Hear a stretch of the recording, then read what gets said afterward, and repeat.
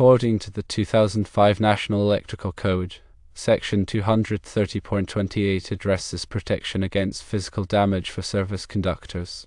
It states that underground service conductors subject to physical damage must be protected by one of the methods specified in Section 230.49. Section 230.49 pertains to underground service lateral installations and outlines specific requirements. 230.49 A general states that underground service laterals must be installed in accordance with 230.49 A through 18. 230.49 A addresses trench depth, stating that underground service laterals must be installed at a depth of not less than 24 inches or 610 mm below finish grade. Where this is impractical, smaller depths are permissible where provided and maintained in accordance with written procedures developed and implemented by the utility.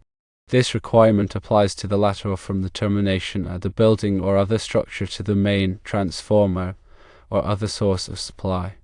230.49 ATWO focuses on avoidance of damage. Service laterals must be installed to avoid damage to existing buried services by locating and protecting them from damage.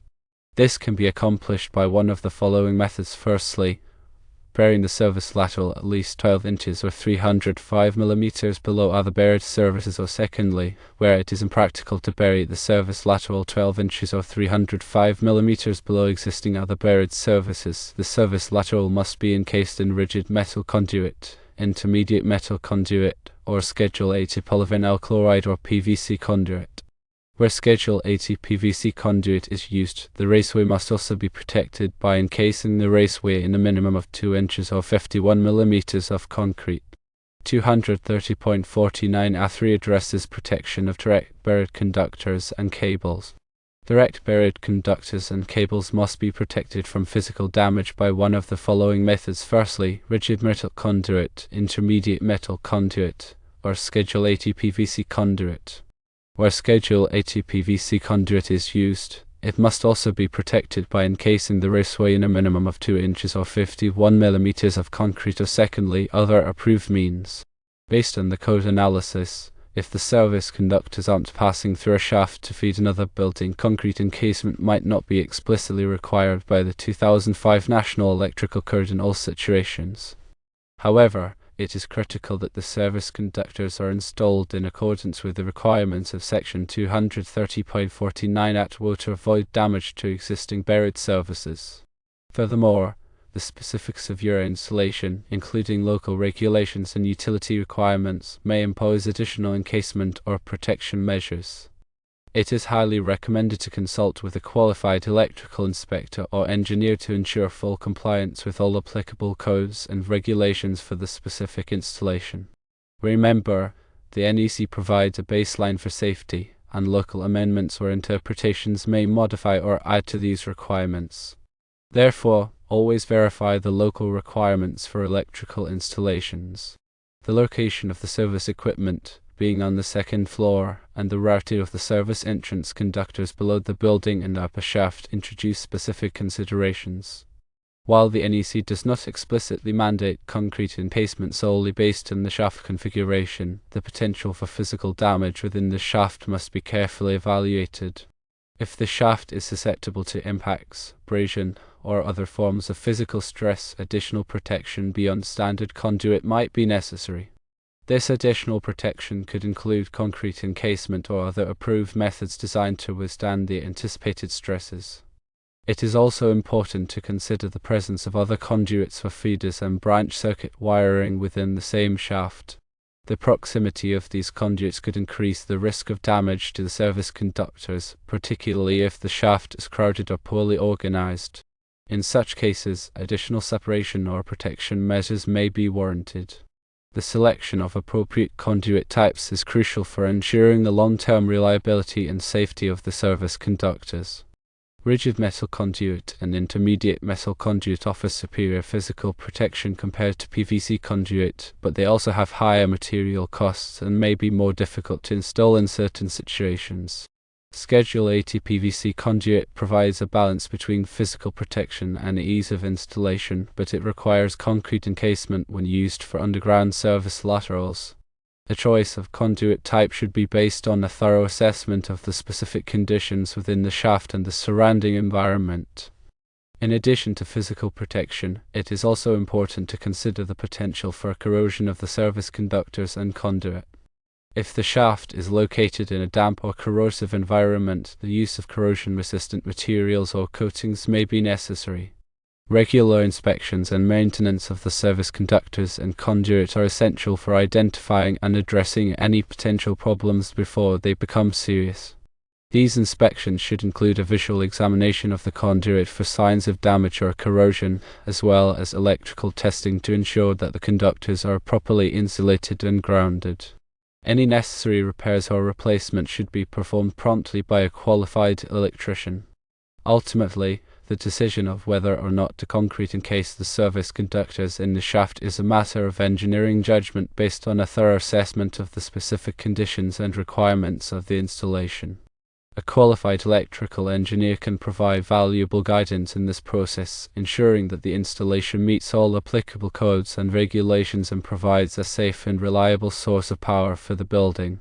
It is also worth noting that some utilities have specific requirements for service entrance conductors, including the type of conduit and the method of installation.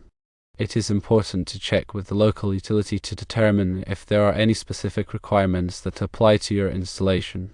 In summary, while the 2005 National Electrical Code doesn't explicitly require concrete encasement solely based on the shaft configuration, a comprehensive evaluation of potential physical damage, environmental factors, and local utility requirements is crucial.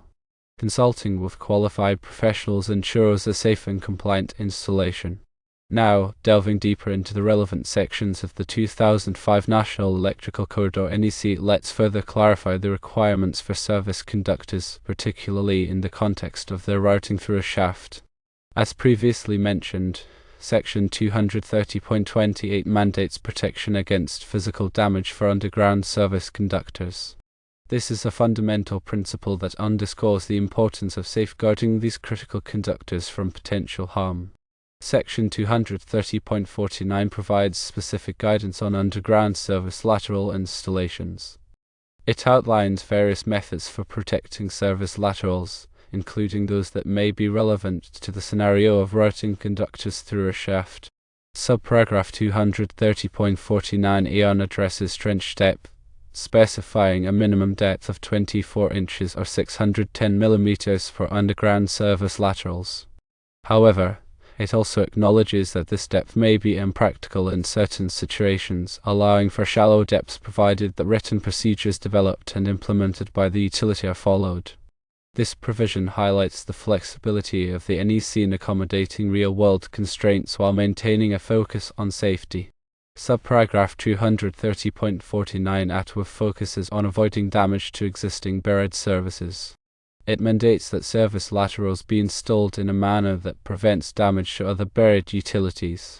This can be achieved by either burying the service lateral at least 12 inches or 305 mm below other buried services, or by encasing the service lateral in rigid metal conduit, intermediate metal conduit, or Schedule 80 PVC conduit. If Schedule 80 PVC conduit is used, it must also be protected by encasing the raceway in a minimum of 2 inches or 51 mm of concrete. This provision emphasizes the importance of coordination and careful planning when installing underground service laterals to minimize the risk of damage to other utilities. Subparagraph 230.49 addresses the protection of direct buried conductors and cables. It requires that direct buried conductors and cables be protected from physical damage by either using rigid metal conduit, intermediate metal conduit, or Schedule 80 PVC conduit, with concrete encasement for Schedule 80 PVC conduit, or by using other approved means. This provision provides additional options for protecting direct buried conductors and cables, allowing for flexibility in selecting the most appropriate method based on the specific conditions of the installation. Now, let's consider the specific scenario of routing service entrance conductors through a shaft. While the NEC does not explicitly require concrete encasement solely based on the fact that the conductors are routed through a shaft, the potential for physical damage within the shaft must be carefully evaluated. The shaft may be susceptible to impacts, abrasion, or other forms of physical stress that could damage the conductors. In such cases, additional protection beyond standard conduit may be necessary. This additional protection could include concrete encasement or other approved methods designed to withstand the anticipated stresses. It is also important to consider the presence of other conduits for feeders and branch circuit wiring within the same shaft. The proximity of these conduits could increase the risk of damage to the service conductors, particularly if the shaft is crowded or poorly organized. In such cases, additional separation or protection measures may be warranted.